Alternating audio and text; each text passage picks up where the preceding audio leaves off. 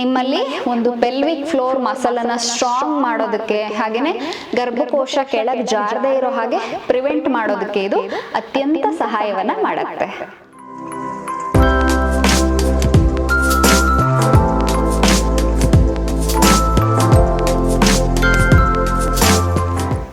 ಎಲ್ಲರಿಗೂ ನಮಸ್ಕಾರ.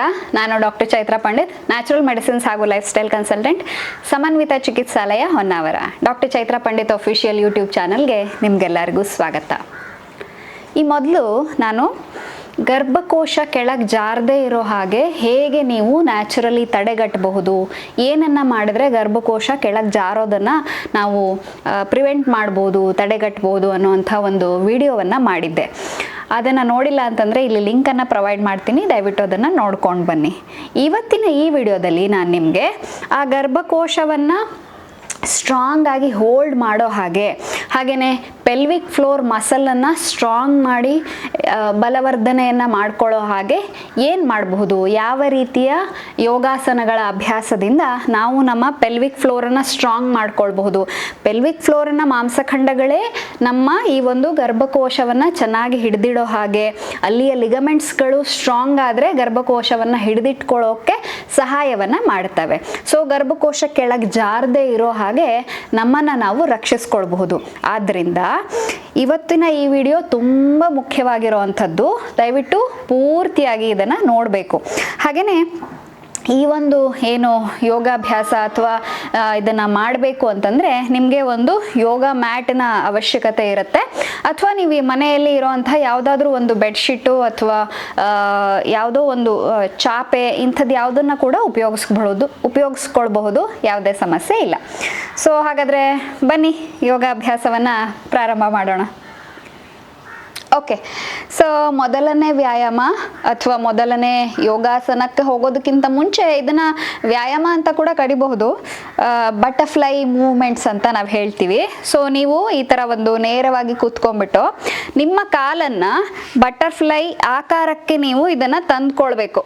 ಅಂದರೆ ಈ ರೀತಿಯಾಗಿ, ಸೊ ನೀವು ನೇರವಾಗಿ ಕೂತ್ಕೊಂಡು ನಿಮ್ಮ ಕಾಲನ್ನು ಈ ರೀತಿಯಾಗಿ ತಂದ್ಕೊಂಡ್ಬಿಟ್ಟು ಇಲ್ಲಿ ಹಿಡ್ಕೊಂಡು ನಿಮ್ಮ ಪಾದಗಳನ್ನು ಹಿಡ್ಕೊಳ್ಬೇಕು. ಹಿಡ್ಕೊಂಡು ಈ ಕಾಲನ್ನು ಈ ರೀತಿ ಚಿಟ್ಟೆ ರೆಕ್ಕೆ ಹಾರುತ್ತಲ್ವಾ ಬಟರ್ಫ್ಲೈಸ್, ಸೊ ಈ ರೀತಿಯಲ್ಲಿ ಇದನ್ನು ಮೂವ್ಮೆಂಟ್ ಮಾಡ್ತಾ ಹೋಗಬೇಕು. ಒಂದು 50ರಿಂದ 100 ಸಲ ಈ ರೀತಿಯ ಮೂವ್ಮೆಂಟ್ಸನ್ನು ನೀವು ಮಾಡ್ಕೊಳ್ಳೋದ್ರಿಂದ ಇದೇನು ಮಾಡುತ್ತೆ ಅಂತ ಕೇಳಿದ್ರೆ ಪ್ರಿಪರೇಟರಿ ಸ್ಟೆಪ್ಪನ್ನು ಮಾಡಿಕೊಡುತ್ತೆ. ಅಂತಂದರೆ ನಾವು ನೆಕ್ಸ್ಟ್ ಮಾಡ್ತಾ ಇರುವಂತಹ ಒಂದು ಆಸನಗಳ ಅಭ್ಯಾಸಕ್ಕೆ ಇದು ಪ್ರಿಪ್ರೇಷನನ್ನು ಮಾಡಿಕೊಡುತ್ತೆ. ಇಲ್ಲಿಯ ಮಾಂಸಖಂಡಗಳನ್ನು ಲೂಸ್ ಮಾಡಿಕೊಡುತ್ತೆ ಮತ್ತು ಸ್ಟ್ರೆಚ್ ಮಾಡಿಕೊಡುತ್ತೆ. ಸೊ ಹಾಗಾಗಿ ಬಟರ್ಫ್ಲೈ ಎಕ್ಸಸೈಸ್ ಏನಿದೆ ಇದು ತುಂಬ ಮುಖ್ಯವಾಗಿ ನಮ್ಮ ಪೆಲ್ವಿಕ್ ಫ್ಲೋರ್ ಮಸಲ್ಸ್ ಮೇಲೆ ಕೆಲಸ ಮಾಡುತ್ತೆ. ಅವುಗಳ ರಕ್ತ ಪೂರೈಕೆಯನ್ನು ಚೆನ್ನಾಗಿ ಮಾಡುತ್ತೆ. ಗರ್ಭಕೋಶದ ಒಂದು ಆರೋಗ್ಯವನ್ನು ಹೆಚ್ಚು ಮಾಡೋದಕ್ಕೆ ಇದು ಸಹಾಯವನ್ನು ಮಾಡುತ್ತೆ. ಪೆಲ್ವಿಕ್ ಫ್ಲೋರ್ ಮಸಲನ್ನು ಸ್ಟ್ರಾಂಗ್ ಮಾಡೋದಕ್ಕೆ ಇದು ತುಂಬ ಸಹಾಯವನ್ನು ಮಾಡುತ್ತೆ. ಸೊ ಹಾಗಾಗಿ ನೀವೇನು ಮಾಡಬೇಕು ಅಂತಂದರೆ ಈ ರೀತಿ ಒಂದು ಮೂವ್ಮೆಂಟನ್ನು ಮಾಡ್ತಾ ಇರೋವಂಥದ್ದು 50ರಿಂದ 100 ಆಗಬೇಕು. 100 ಕೌಂಟ್ ಆಗೋವರೆಗೆ ಈ ಮೂವ್ಮೆಂಟನ್ನು ನೀವು ಮಾಡ್ಕೊಳ್ಬಹುದು. ಇವಾಗ ಈ ನೀವು ಬಟರ್ಫ್ಲೈ ಮೂಮೆಂಟ್ಸನ್ನು ಮಾಡ್ಕೊಂಡ್ರಿ. ಬಟರ್ಫ್ಲೈ ಮೂಮೆಂಟ್ಸ್ ಆದ ನಂತರದಲ್ಲಿ ಏನು ಮಾಡಬೇಕಪ್ಪ ಅಂತ ಕೇಳಿದ್ರೆ ಈ ಕಾಲನ್ನು ಈ ಥರ ಕೈಗಳಿಂದ ಹಿಡ್ಕೊಂಡು ನಿಮ್ಮ ಎಲ್ಬೋ ಇರುತ್ತಲ್ವಾ, ಸೊ ಈ ಎಲ್ಬೋವನ್ನು 2 ಸೈಡು ಕಾಲಿಗೆ ಇಡಬೇಕು. 2 ಕಾಲಿನ ಮಧ್ಯದಲ್ಲಿ ಈ ಎಲ್ಬೋವನ್ನು ಹೀಗೆ ಸಿಕ್ಕಿಸ್ಕೊಂಡು ಇದನ್ನು ಕೆಳಗಡೆಗೆ ನಿಮ್ಮ ಕಾಲುಗಳನ್ನು ಕೈಗಳಿಂದ ಪ್ರೆಷರ್ ಹಾಕಿ ಕೆಳಗಡೆಗೆ ತಳ್ಳಬೇಕು. ಕೆಳಗಡೆಗೆ ಎಷ್ಟು ಸಾಧ್ಯ ಆಗುತ್ತೋ ಅಷ್ಟು.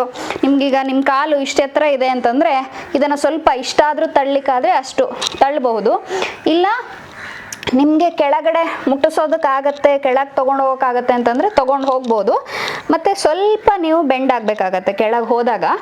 ಸೊ ಈ ರೀತಿಯ ಒಂದು ಪ್ರೆಷರನ್ನು ಕೊಟ್ಟು 2 ಕಾಲನ್ನು ಕೆಳಗೆ ತಳ್ಳಿದ ನಂತರ ಇಲ್ಲಿ ಹೋಲ್ಡ್ ಮಾಡಿ ಹಿಡ್ಕೋಬೇಕು. ಇದನ್ನು ಇದೇ ರೀತಿ 1 2 3 4 5 6 7 8 9 10. ಆನಂತರ ಅದನ್ನು ಲೂಸಾಗಿ ಬಿಟ್ಬಿಟ್ಟು ವಾಪಸ್ ಬರೋವಂಥದ್ದು. ಒಂದು ಸ್ವಲ್ಪ ಒಂದೆರಡು ನಾರ್ಮಲ್ ಬ್ರೀದಿಂಗನ್ನು, ಉಸಿರಾಟವನ್ನು ಮಾಡ್ಕೊಂಡ್ಬಿಟ್ಟು ಪುನಃ ಒಮ್ಮೆ ಬೇಕಾದರೆ ಆಳವಾಗಿ ಉಸಿರನ್ನು ಒಳಗೆ ಎಳ್ಕೊಂಡು ಕೈಗಳ ಸಹಾಯದಿಂದ ಕೈಗಳನ್ನು ಪ್ರೆಷರ್ ಕೊಟ್ಬಿಟ್ಟು ಫುಲ್ ಕೆಳಗಡೆ ಕಾಲನ್ನು ಪ್ರೆಸ್ ಮಾಡಬೇಕು.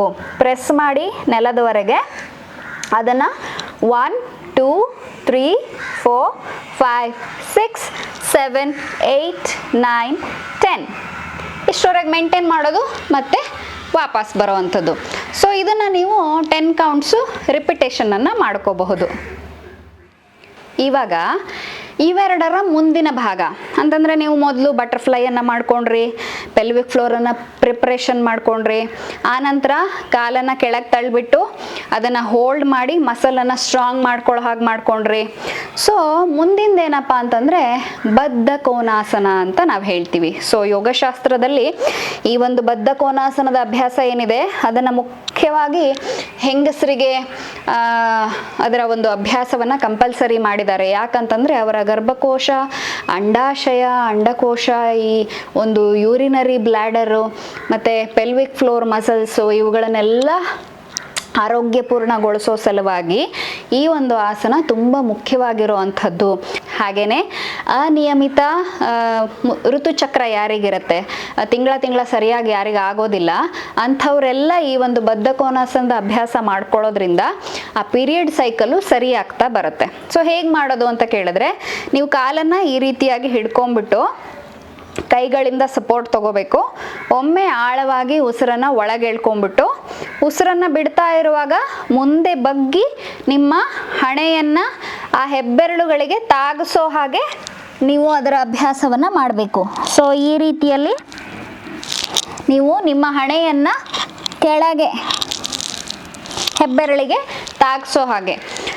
ಅಕಸ್ಮಾತ್ ಇಲ್ಲಿವರೆಗೆ ಹೋಗಿ ಮುಟ್ಸ್ಲಿಕ್ಕೆ ಆಗಲಿಲ್ಲ ನಿಮಗೆ ಅಂತಂದರೆ ಎಷ್ಟು ನಿಮ್ಮ ಹತ್ರ ಸಾಧ್ಯವಾಗುತ್ತೋ ಅಷ್ಟು ನೀವು ಬಗ್ಗಿ ನಿಮ್ಮನ್ನು ಒಂದು 3 ರಿಂದ 5 ಉಸಿರಾಟದವರೆಗೆ ಮೇಂಟೈನ್ ಮಾಡ್ಬೋದು. ಮೇಂಟೈನ್ ಮಾಡಿ ಉಸಿರನ್ನು ಒಳಗೆ ಎಳ್ಕೊಳ್ತಾ ಮತ್ತೆ ವಾಪಸ್ ಬರುವಂಥದ್ದು ಸ್ಥಿತಿಗೆ. ಸೊ ಈ ರೀತಿಯ ಅಭ್ಯಾಸವನ್ನು ಮಾಡ್ಕೊಳ್ಳೋದ್ರಿಂದ ಬದ್ಧ ಕೋನಾಸನದ ಅಭ್ಯಾಸ ನಿಮ್ಮಲ್ಲಿ ಒಂದು ಪೆಲ್ವಿಕ್ ಫ್ಲೋರ್ ಮಸಲನ್ನು ಸ್ಟ್ರಾಂಗ್ ಮಾಡೋದಕ್ಕೆ, ಹಾಗೆಯೇ ಗರ್ಭಕೋಶ ಕೆಳಗೆ ಜಾರದೇ ಇರೋ ಹಾಗೆ ಪ್ರಿವೆಂಟ್ ಮಾಡೋದಕ್ಕೆ ಇದು ಅತ್ಯಂತ ಸಹಾಯವನ್ನು ಮಾಡುತ್ತೆ. ಮುಂದಿಂದು ಉಪವಿಷ್ಟ ಕೋನಾಸನ ಅಂತ ನಾವು ಹೇಳ್ತೀವಿ. ಸೊ ಯೋಗಶಾಸ್ತ್ರದಲ್ಲಿ ಬದ್ಧ ಕೋನಾಸನದ ನಂತರದಲ್ಲಿ ಉಪವಿಷ್ಟ ಕೋನಾಸನದ ಅಭ್ಯಾಸವನ್ನು ಕೂಡ ಮಹಿಳೆಯರಿಗೆ ಕಂಪಲ್ಸರಿ ಮಾಡಿದ್ದಾರೆ. ಜೊತೆಗೆ ಇದರ ಒಂದು ಅಭ್ಯಾಸ ಕೂಡ ನಮ್ಮ ಒಂದು ಈ ಪೆಲ್ವಿಕ್ ಫ್ಲೋರು, ಗರ್ಭಾಶಯ, ಗರ್ಭಕೋಶ, ಅಂಡಾಶಯ ಇವುಗಳ ಎಲ್ಲ ಆರೋಗ್ಯವನ್ನು ಅಧಿಕಗೊಳಿಸೋದಕ್ಕೆ ಅತ್ಯಂತ ಸಹಾಯವನ್ನು ಮಾಡಿಕೊಡುತ್ತೆ.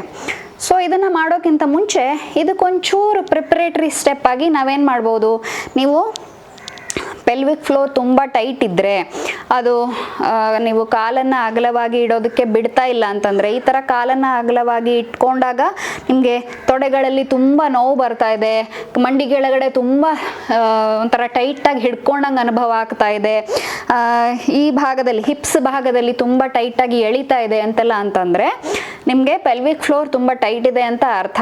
ಸೊ ಆವಾಗ ನೀವೇನು ಮಾಡಬೇಕಂತ ಕೇಳಿದ್ರೆ, ಸ್ವಲ್ಪ ನೀವು ಈ ರೀತಿಯ ಪ್ರಿಪರೇಟ್ರಿ ಆಗಿ ಒಂಚೂರು ಅದನ್ನು ಲೂಸನಿಂಗ್ ಮಾಡ್ಕೊಳ್ಳೋ ಸಲುವಾಗಿ ಈ ರೀತಿಯಾಗಿ ನೀವು ಮೂಮೆಂಟ್ಸನ್ನು ಮಾಡ್ಕೊಳ್ಬಹುದು. ಸೊ ಸ್ಲೋಲಿ ಆ ಒಂದು ಬಲಕ್ಕೆ ಮತ್ತು ಎಡಕ್ಕೆ ಮೂಮೆಂಟನ್ನು ಮಾಡ್ಕೊಳ್ತಾ ಹೋಗೋದ್ರಿಂದ, ಹಾಗೆಯೇ ಸೆಂಟರಿಗೆ ಸ್ವಲ್ಪ ಮುಂದೆ ಸ್ಟ್ರೆಚ್ ಮಾಡೋದು ಮತ್ತು ಹಿಂದೆ ಬರೋವಂಥದ್ದು, ಈ ರೀತಿಯಲ್ಲಿ ಒಂದು ಸ್ವಲ್ಪ ಸ್ಟ್ರೆಚ್ ಮಾಡ್ಕೊಳ್ಳೋದು ಮತ್ತು ಸೈಡಿಗೆ ಒಂದು ಸ್ವಲ್ಪ ಸ್ಟ್ರೆಚ್ ಮಾಡ್ಕೊಳ್ಳೋದು. ಬೇಕಂದರೆ ಸೈಡಿಗೆ ಬೆಂಡ್ ಕೂಡ ಮಾಡ್ಕೊಳ್ಬೋದು, ಯಾವುದೇ ತೊಂದರೆ ಇಲ್ಲ. ಸೈಡಿಗೆ ಬೆಂಡನ್ನು ಮಾಡಿಕೊಂಡು ಸಹ ನೀವು ಇದರ ಒಂದು ಲೂಸನಿಂಗನ್ನು ಮಾಡ್ಕೊಳ್ಬೋದು. ಸೊ ಈ ರೀತಿಯ ಲೂಸನಿಂಗ್ ಎಲ್ಲ ಆದಮೇಲೆ ನೀವೇನು ಮಾಡಬೇಕಪ್ಪ ಅಂತಂದರೆ, ನಿಮ್ಮ ಕೈಯನ್ನು ಈ ಥರ ಮುಂದಿಟ್ಕೊಂಡ್ಬಿಟ್ಟು ಉಸಿರನ್ನು ಒಳಗೆ ಎಳ್ಕೊಳ್ತಾ ಎರಡೂ ಕೈಗಳನ್ನು ಮೇಲೆ ಎತ್ಕೊಂಡು ಉಸಿರನ್ನು ಹೊರಗೆ ಬಿಡ್ತಾ ಇರುವಾಗ ಕೈಯನ್ನು ಕೆಳಗಿಳಿಸಿ ಮುಂದೆ ಚಾಚಿಕೊಂಡು ಆದಷ್ಟು ಸಾಧ್ಯವಾದರೆ ನಿಮ್ಮ ಹಣೆಯನ್ನು ನೆಲಕ್ಕೆ ತಾಗಿಸುವಂಥ ಪ್ರಯತ್ನವನ್ನು ಮಾಡಬೇಕು. ಅಕಸ್ಮಾತ್ ಸಾಧ್ಯ ಆಗಿಲ್ಲ ಅಂತಂದರೆ ಅದು ಎಲ್ಲಿಗೆ ಬರ್ತಾ ಇದೆಯೋ ಅಷ್ಟನ್ನೇ ಮೇಂಟೈನ್ ಮಾಡಿ ಆನಂತರ ವಾಪಸ್ ಬರೋವಂಥದ್ದು. ಸಾಧ್ಯ ಆಗತ್ತೆ ಅಂತಂದರೆ ನಿಮ್ಮ ಹಣೆಯನ್ನು ನೆಲಕ್ಕೆ ನೀವು ತಾಗಿಸ್ಬೋದು, ಯಾವುದೇ ಸಮಸ್ಯೆ ಇಲ್ಲ. ಸೊ ಇನ್ನೊಮ್ಮೆ ನನ್ನ ಜೊತೆಗೆ ಮಾಡ್ತಾ ಬನ್ನಿ. ಉಸಿರನ್ನು ಒಳಗೆ ಎಳ್ಕೊಳ್ತಾ ಎರಡೂ ಕೈಯನ್ನು ಮೇಲೆ ಎತ್ತಿಬಿಟ್ಟು ಉಸಿರನ್ನು ಬಿಡ್ತಾ ಮುಂದೆ ಬಾಗಿ ನಿಮ್ಮ ಹಣೆಯನ್ನು ನೆಲಕ್ಕೆ ತಾಗಿಸೋದು. ಆನಂತರ ಪುನಃ ಉಸಿರನ್ನು ಒಳಗೆ ಎಳ್ಕೊಳ್ತಾ ಕೈ ಮೇಲೆ ತೊಗೊಂಬಂದ್ಬಿಟ್ಟು ಉಸಿರನ್ನು ಬಿಡ್ತಾ ಕೈಯನ್ನು ಕೆಳಕ್ಕೆ ಇಳಿಸೋದು. ಕೆಲವೊಬ್ಬರು ಇದನ್ನು ಸೈಡ್ ವೇಸ್ ಕೂಡ ಇಟ್ಟು ಮಾಡ್ತಾರೆ. ಹೇಗೆ ಮಾಡಿದರೂ ಕೂಡ ಸರಿನೇ, ಏನೂ ತೊಂದರೆ ಇಲ್ಲ. ಕೈಯನ್ನು ಮುಂದೆ ಇಡಬೇಕು ಅಂತಿಲ್ಲ. ಕೆಲವೊಮ್ಮೆ ಎರಡೂ ಕೈಗಳನ್ನು ಈ ರೀತಿಯಲ್ಲಿ ಅಂಗುಷ್ಟವನ್ನು ಹಿಡ್ಕೊಂಡು ಮುಂದೆ ಬಗ್ಗಿ ಹಣೆಯನ್ನು ನೆಲಕ್ಕೆ ತಾಗಿಸೋವಂಥದ್ದು ಅಭ್ಯಾಸವನ್ನು ಕೂಡ ಮಾಡ್ತಾರೆ. ಎರಡೂ ಸರಿನೇ. ಈ ರೀತಿಯ ಅಭ್ಯಾಸವನ್ನು ಮಾಡ್ಕೊಳ್ಳೋದ್ರಿಂದ ನೀವು ನಿಮ್ಮ ಪೆಲ್ವಿಕ್ ಫ್ಲೋರನ್ನು ತುಂಬ ಚೆನ್ನಾಗಿ ಬಲವರ್ಧನೆಯನ್ನು ಮಾಡಿಕೊಳ್ಬಹುದು. ಇನ್ನು ಮುಖ್ಯವಾಗಿ ಮತ್ತು ಈ ಒಂದು ಆಸನಗಳ ಅಭ್ಯಾಸದ ಕೊನೆಯ ಆಸನ ಮಲಾಸನ ಅಂತ ಹೇಳ್ತೀವಿ. ಸೊ ಈ ಮಲಾಸನ ಕೂಡ ನಮ್ಮ ಒಂದು ಪೆಲ್ವಿಕ್ ಫ್ಲೋರ್ ಮಸಲ್ಸನ್ನು ಸ್ಟ್ರಾಂಗ್ ಮಾಡೋದಕ್ಕೆ ತುಂಬ ಸಹಾಯವನ್ನು ಮಾಡುತ್ತೆ. ಗರ್ಭಕೋಶಕ್ಕೆ ಸರಿಯಾದಂತಹ ರಕ್ತ ಸಂಚಾರವನ್ನು ಕೊಡೋದಕ್ಕೆ ಸಹ ಇದು ಸಹಾಯವನ್ನು ಮಾಡುತ್ತೆ. ಹೇಗೆ ಮಾಡೋದಪ್ಪ ಅಂತಂದರೆ, ನೀವು ಈ ರೀತಿಯಾಗಿ ಒಂದು ನೇರವಾಗಿ ನಿಂತ್ಕೊಂಡ್ಬಿಟ್ಟು ಕಾಲನ್ನು ಸ್ವಲ್ಪ ಅಗಲವಾಗಿ ಇಟ್ಕೊಂಡು ಎರಡೂ ಕೈಗಳನ್ನು ಮೇಲೆ ಎತ್ತಿ ಆನಂತರ ಉಸಿರನ್ನು ಬಿಡ್ತಾ ಕೈಯನ್ನು ಮುಂದೆ ಮಾಡುವಾಗ ಕೆಳಗೆ ಕೂತ್ಕೊಂಡು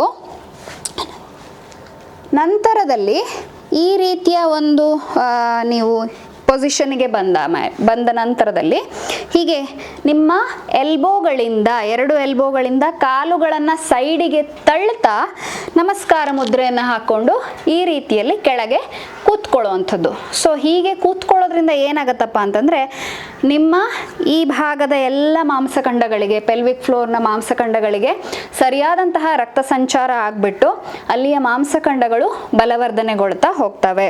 ಸೊ ಇದನ್ನು ಸ್ವಲ್ಪ ಹೊತ್ತು ಮೇಂಟೈನ್ ಮಾಡಿ ಆನಂತರದಲ್ಲಿ ಪುನಃ ನೀವು ಆರಾಮವಾಗಿ ಮೇಲೆ ಎದ್ದು ಬರುವಂಥದ್ದು.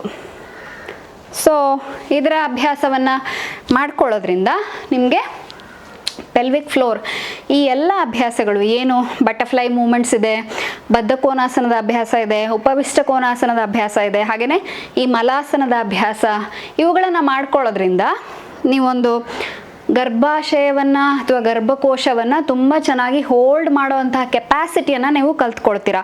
ಇದೆಲ್ಲದರ ಜೊತೆಗೆ ನಾನು ಆಲ್ರೆಡಿ ಆ ವಿಡಿಯೋದಲ್ಲಿ ಹೇಳಿದ ಹಾಗೆ ಅಶ್ವಿನಿ ಮುದ್ರೆಯ ಅಭ್ಯಾಸ ಪ್ರತಿನಿತ್ಯ ಮಾಡ್ತಾ ಬರೋದ್ರಿಂದ ಗರ್ಭಕೋಶ ಕೆಳಗೆ ಜಾರದೇ ಇರೋ ಹಾಗೆ ಅದನ್ನು ಸ್ಟ್ರಾಂಗ್ ಆಗಿ ಹೋಲ್ಡ್ ಮಾಡಿ ಇಟ್ಕೊಳ್ಳೋ ಹಾಗೆ ನಿಮ್ಮನ್ನು ನೀವು ತಯಾರಿ ಮಾಡ್ಕೊಳ್ಬಹುದು.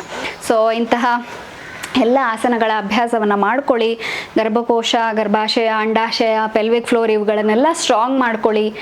ಇಂತಹ ಒಂದು ಹಲವಾರು ಮಾಹಿತಿಯುಕ್ತ ವಿಷಯಗಳೊಂದಿಗೆ ಮುಂದಿನ ವಿಡಿಯೋದಲ್ಲಿ ನಿಮ್ಮನ್ನು ನಾನು ಭೇಟಿಯಾಗ್ತೇನೆ. ಅಲ್ಲಿವರೆಗೆ ನಮಸ್ಕಾರ.